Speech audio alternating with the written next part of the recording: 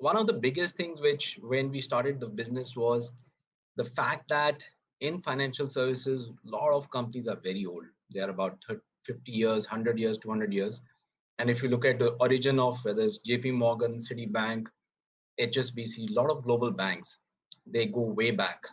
And when we became Avendus, a lot of investors used to ask us this question that how will you guys compete and beat the global institutions which are operating in this market? And frankly, we didn't have any answers. But one conviction we had, and we continue to have, is my first slide, which is small is big. Essentially, as a smaller player, you have distinct and unique advantages, which typically larger players don't have. One is the sheer number of degrees of freedom that you have. You can choose your own path and your own destiny without actually really having the constraints and boundary lines of a large company. You can place your own ecosystem in place according to your wish. You can pretty much hire at will the kind of talent that you want without the constraints of human resource of the previous organization. You can create innovative organization structures which won't be possible, which in a big company. So small is big is one of the biggest hypotheses that we have worked on. And over last 20 years, we have seen that work multiple times.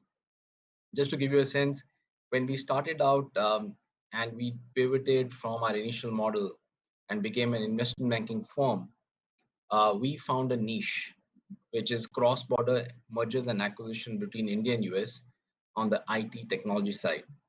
And we ended up doing close to about 120, 130 acquisitions between Indian IT companies and US IT companies in a period of about 7 to 8 years, culminating with us being appointed by the government of India to resolve the crisis which had brewed in Satyam computers. And we actually helped government of India solve that crisis by selling Satyam computers to Tech Mahindra. And that 9 year journey essentially was completely focused on largely doing taking companies in US and selling them to Indian IT companies. Uh, and that kind of degree of freedom we wouldn't have had if we were a large company with cross-border teams in place, because we could actually fly in, fly out between different countries and actually enable these M&A. We could actually conclude those transactions. So small is big. We are seeing in multiple cases, even when we started a hedge fund business, we started as a very small business, very tiny business in a niche, but a growing niche. And over a very short period of time, 3 years, it has become the largest hedge fund business in the country. Another aspect related to this is what is small today is likely to become big tomorrow.